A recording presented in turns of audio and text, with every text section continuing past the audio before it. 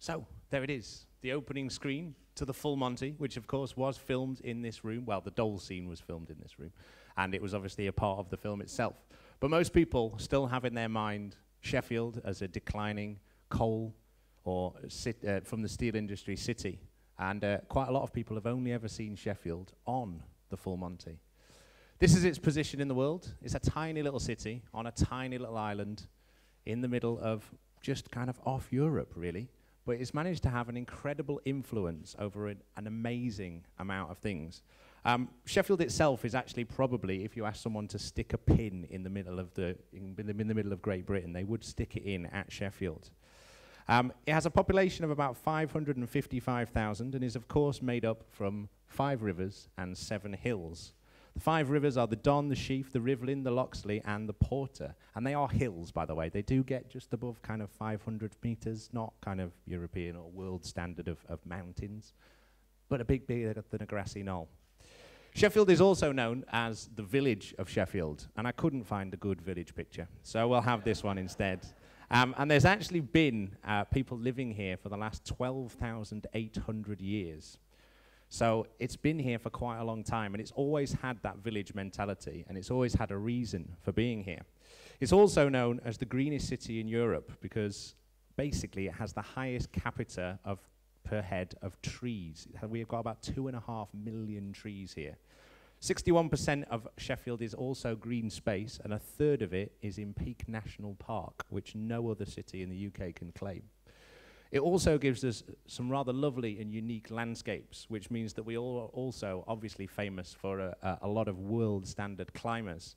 But I have a theory about these hills. They give people the chance to have a different perspective on things, which means that they look at things in different ways and allows them to solve problems in different ways. We're also pretty well into sport. We've got all the different kind of sporting here. You heard about the roller derby. We do ice hockey quite well. The snooker is obviously hosted here. We're also actually, which we never shout about enough, the home of football. We have the first football club in the world, and we have the first football ground in the world. And that's recognized by the FA as officially the first.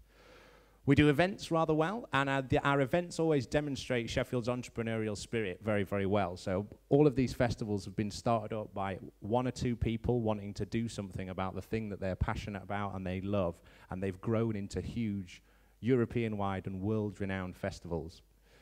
We also do theatres quite well. We have the biggest theatre production company, I think it's defined as a company, in inverted commas, outside of London, which means we get some great kind of touring shows visiting as well, but we also do our own stuff rather well.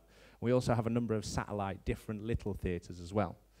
Music, now everybody does know about this. They're just not always aware that some of these people have come from Sheffield. So there's a few up there you probably recognise, the Arctics, Toddler, Pulp. We have such an eclectic mix of all of those sorts of people, but they have not only just played music, they've had a huge influence on music and musical genres, and that's all the way through to the clubbing scene as well. Like Gatecrasher is very well renowned, and obviously Bassline was actually invented here. Artists, again, we have a huge mix of artists. That's a new piece of work that Kit Acne sent me earlier this week. Flem in the corner, Pete McKee, you'll notice there. Trevor Neal's picture seems to have disappeared. But we've just had all our funding cut. We get about 1/6 of what a lot of the other cities in England get. You'll have also heard of this stuff. This is what Sheffield is known for. Steel. Making things. Making stuff out of steel. But actually, it's innovation. We've developed processes that have changed the world. Obviously, the stainless steel process, the crucible forming process that enabled us to make high-quality steel. And manufacturing, despite people thinking about it like the picture on the left, still exists today. The David Manufactory, which, I'll just shout. David Manufactory in the middle, where they still combine craft and technology to make some incredible level stuff. And obviously the AMRC at the end there, where some incredible stuff that's really groundbreaking is going on. We also are well into our digital. There's some incredible companies, quite a few of them you may have just about heard of, but they're doing some amazing stuff, a lot of some groundbreaking stuff in online learning, and we have a real opportunity going forward to actually lead the world in what's going on in the digital world. And we also use it very well for being the most flexible place in the country to learn. On the design side of things, back on. The design side of things, we again have a huge history of this, and we've just created a new mark called Design in Sheffield to represent this, and we're actually going for a UNESCO World City of Design status, which is not like some of the other things we've competed for. It really is a proper award.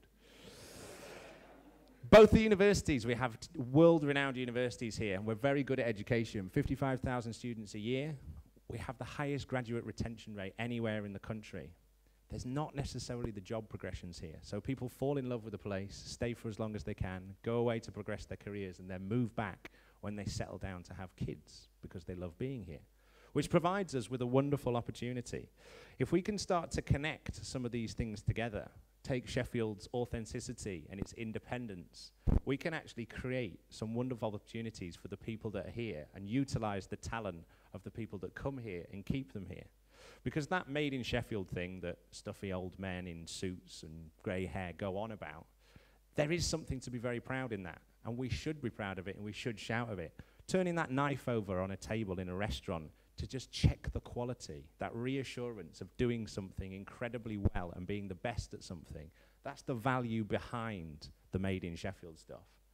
And if we can put together a vision for ourselves, if we can use that ability to get away from stuff and go out into the Peak District, have a look at things from different angles, come at problems in different ways, go over them, under them, round them.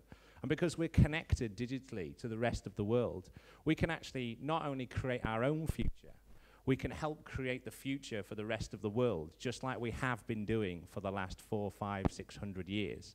And we can help Britain put the Great Britain back into its name, because it seems to be struggling with that at the moment. And I think that should.